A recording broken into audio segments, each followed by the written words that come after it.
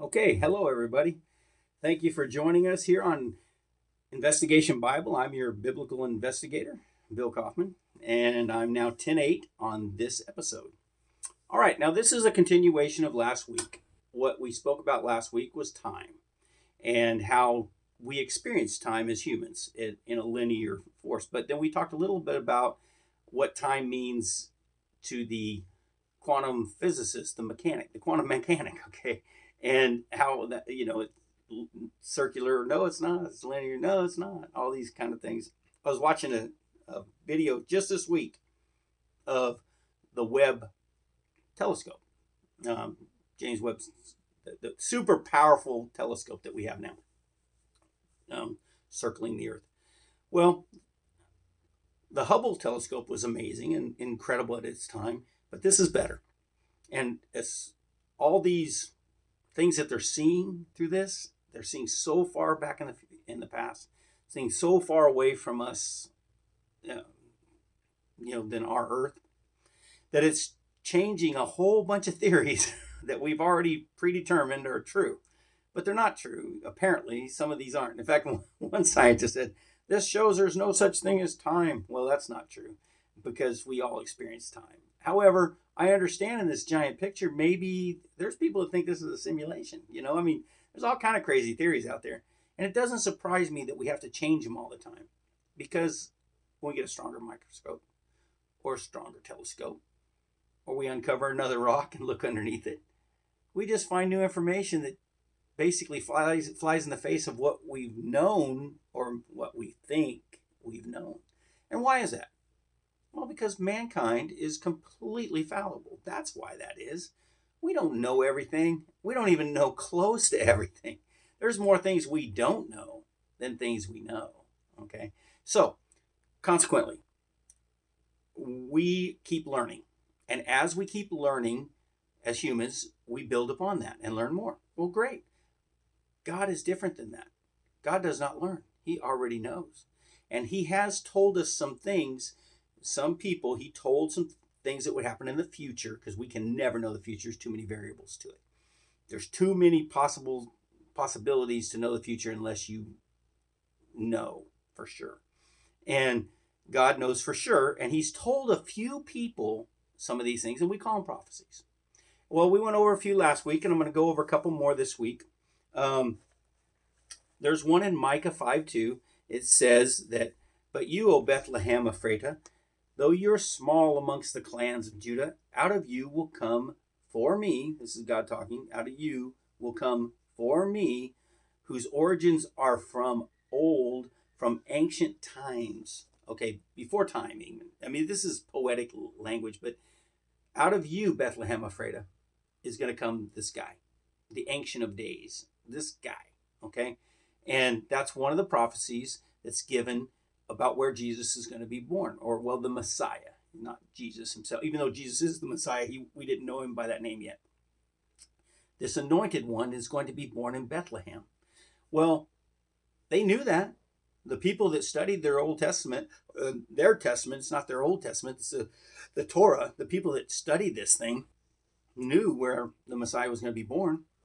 And the reason we know that is because when Herod was the king, and these wise men showed up to say, "Where's the Messiah?"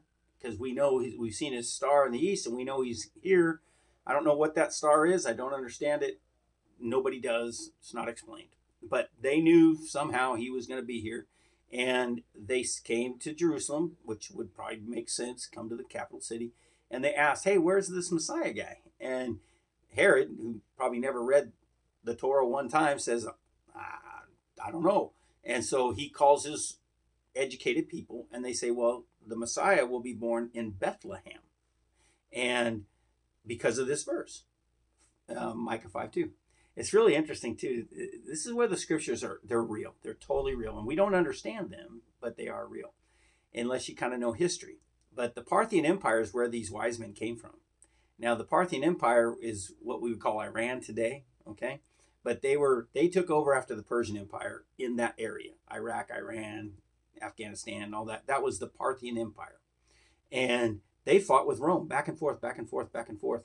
they started in the 200s BC and they lasted to the 200s AD. Okay, so they lasted a 400-year empire. It's a pretty long empire, and they fought with Rome many times. In fact, the guy Crassus, who's kind of famous for defeating Spartacus. I mean, if you ever study Roman history, Spartacus had a rebellion. He defeated all kind of Roman legions with his slave army and all that kind of stuff. But then Crassus killed him off. All right, and Crassus then became one of the most important people in Rome. Well, he goes over and he fights these guys, the Parthian Empire, and he gets killed doing it. Okay, and they won some battles and they lost some battles. Mark Antony fought against them. Julius Caesar fought against them, and then when Julius Caesar gets killed, his adopted son, Octavius, we know him as Augustus Caesar, he takes over and he's fighting these Parthian Empire people. Well, when Herod was a young man, King Herod, he was old when Jesus was born, but when he was like 25, he fought with the Romans to defeat the Parthians. And they were successful for a while, and they pushed him out of Palestine. And that's when Augustus Caesar and Mark Antony and those guys, they put Herod in as king. That's how that all happened. And he remained king until he died, okay? Well, that's how that happened. These Parthian Empire people, they were fighting back and forth against Rome. Well, when the wise men showed up, it says in the Bible that all of Jerusalem was abuzz. They were all like, oh no, what's going on? And Herod did not treat them badly. It doesn't say there's 3 of them in the Bible. We just have that story from extra stories. But it just says the wise men. And they didn't show up on 3 camels. They showed up with an army because these were the political leaders and they came to Roman territory and that's their enemy. So when they did that, that caused Israel to say, is there going to be another war? What's going on? Why are they here? And then they said, we're just here to give, homage to the Messiah. And where will he be born? Or where is he? And the educated people in Israel who knew their Torah said Bethlehem. So they go over to Bethlehem and they give their presents, gold, frankincense, and myrrh, to Jesus there in Bethlehem. And that's what happened. Okay. So Micah 5:2, hundreds and hundreds of years before the coming of the Messiah, it says what city he's going to be born in. And that's what God did. All right. We also have Psalm 22. Psalm 22 is this psalm by David, 1,000 years before Christ, that mentions pretty much everything that's happening on the crucifixion. Remember when Jesus said, my God, why hast thou forsaken me? Well, he was quoting Psalm 22. So that's where it starts, chapter 1, or verse 1, chapter 22. My God, why hast thou forsaken me? And then it goes on and talks for a while. In 8, he said, the people around him said about Jesus, he trusted the Lord. Let the Lord rescue him. That's exactly what they said around the cross. 1,000 years after this was written. Then Jesus says, do not be far from me in verse 11. Actually, 9 and 10, he actually says, from my birth, I have always trusted you, God. Always. I am trusting you. I'm your team, Father. And then in 11, he says, so don't be far from me. And then it says, the bulls have surrounded me. And then it says, the roaring lions are surrounding me. And my body, my life is poured out like water. That's verse 14. My mouth is dried. That's 15. Verse 16, the dogs have surrounded me and they pierced my hands and feet. Crucifixion was not around 1000 BC. Didn't exist.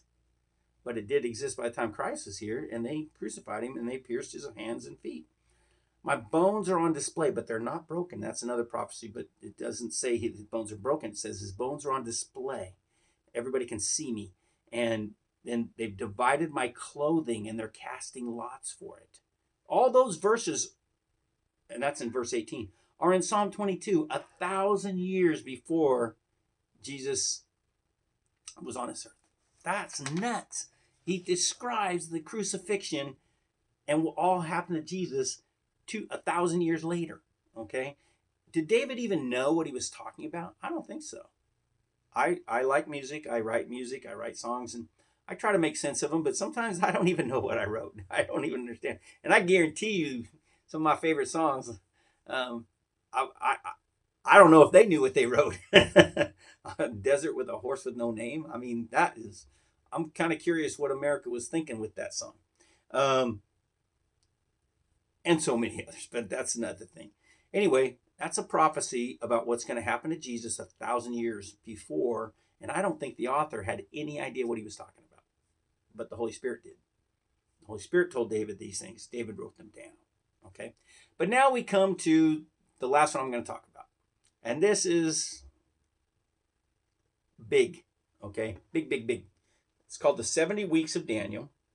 And I'm going to read it. It's in Daniel chapter 9. Okay. And, well, let's see.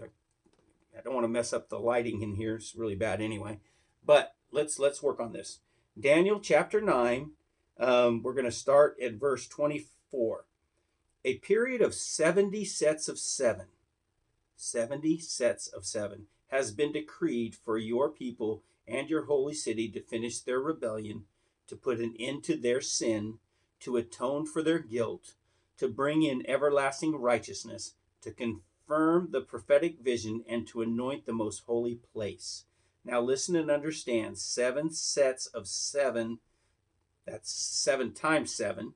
So plus 7 sets of 62, so that's 7 times 62, will pass from the time of the command is given to rebuild Jerusalem until a ruler and the anointed one comes from Jerusalem will rebuild the city and a strong defenses despite being perilous times.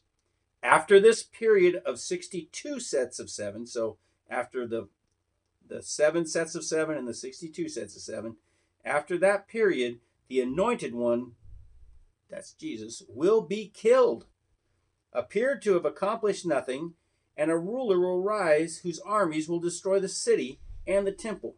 The end will come with the flood, and war and its miseries are decreed from that time to the very end. The ruler will make a treaty with the people for a period of 1 set of 7, and after this, half this time, he will put an end to the sacrifices and offerings, and as a climax to all the terrible deeds, he will set up a sacrilegious object that causes desecration until the fate decreed for this defiler is finally poured out on him. Okay. This is what he says. There's going to be, from the time of a decree, he's talking to Daniel. Daniel lives in the 500s BC. There is no city of Jerusalem when Daniel's talking to this angel. It's a guy named Gabriel, and he comes and talks to him, and he says, there's going to be a certain date, and that's when the stopwatch starts, and there's going to be 7 sets of 70.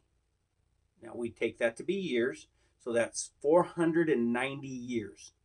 I'm going to hit a stopwatch, and on this certain date in the future, he's talking to Daniel quite a few decades before this stopwatch is going to start, by the way.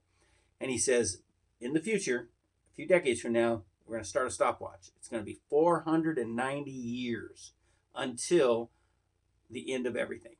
Once everything's fixed. And you know, everybody always brings this up. If there's a God, because I'm willing to share my faith, and people say this all the time, if there's a God, then why does he let all the bad stuff happen? Well, he's not going to forever. He says flat out, he's going to put an end to all this. And this prophecy of Daniel, 70 weeks of Daniel, is the end. The last week is the end of it all. That's when righteousness will take over on this earth. But until then, there's going to be wars and rumors of wars, and there's going to be all kind of terrible things, and we're experiencing them right now in our own lives, okay? But anyway, so what is that date in the future that Daniel doesn't know? Because he doesn't know when this 490 years starts. And he's never going to know. Because he actually asked the angel at one point in some of these prophecies, he says, hey, when is all this going to come to place? And he says, it's none of your business. That's what he says, none of your business. I'm not going to tell you, Daniel. You're not going to know. This doesn't concern you. You're going to be gone long before this is over. So that's what he tells Daniel, all right? But Daniel does write it down like a good prophet should, what he's learning. And he's told that this certain date, when Jerusalem, because there is no Jerusalem at this time, gets the order to be rebuilt from that date, 490 years till the end of time. But those 490 years are divided up into 3 sections. Okay. So when does that start? Well, there was a guy, his name was Sir Robert Anderson, really smart guy in the 1800s. I think it was 1894 that he wrote his book called The Coming Prince. Very smart detective fella. And he did the math and he figured out using lunar calendars and when this decree came to fix Jerusalem, which is in the Bible, in Nehemiah chapter 2, there was a king named Artaxerxes, and his wife was, by the way, was Esther. And just to, to let you know that historically.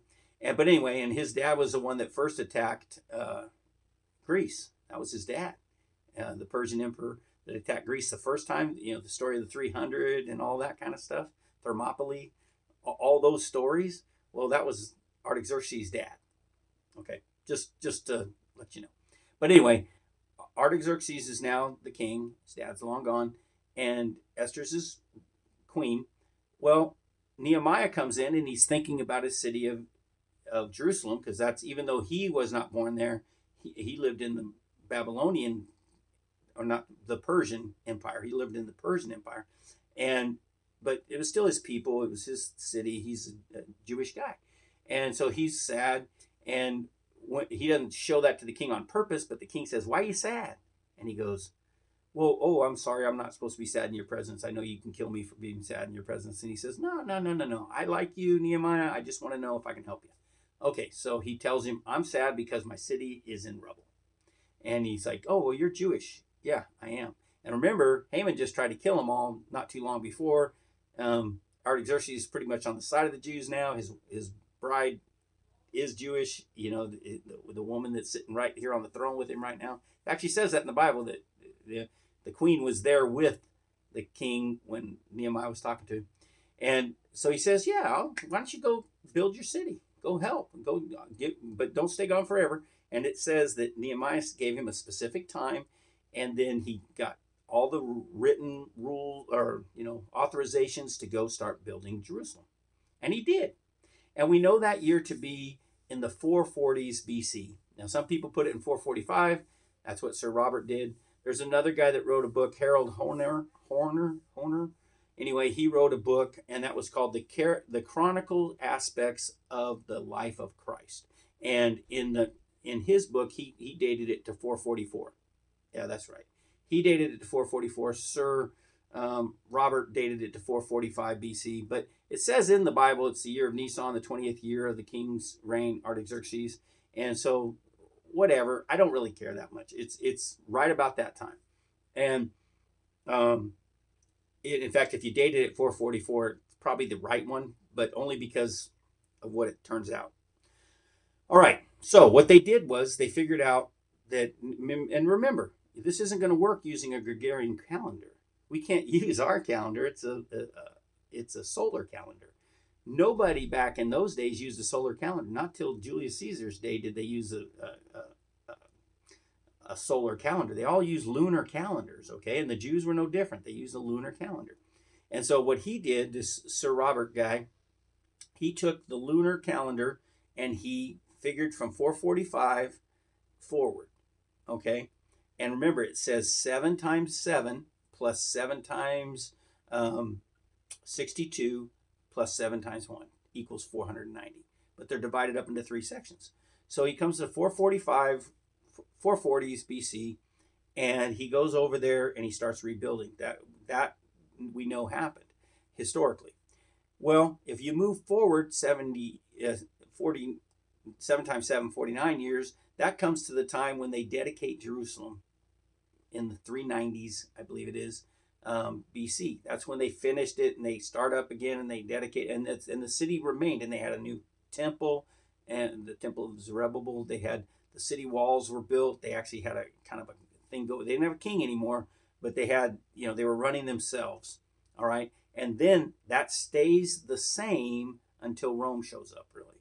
All right, so the Greeks show up, and this is Persian time. The Greeks take over, and then the Romans take over.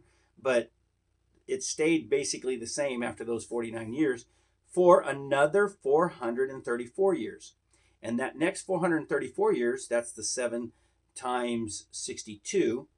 The reason that's important is because that date, from that time that the city's all built up and dedicated, and that many years later, that's the Passion Week of 33 AD.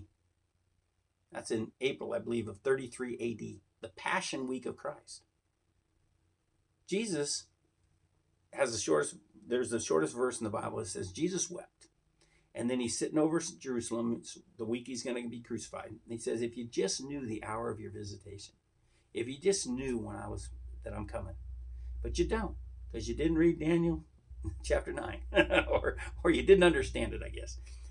But it's right there to just do the math, and they should have been expecting in 33 AD for the Messiah to be cut off, because that's what it says.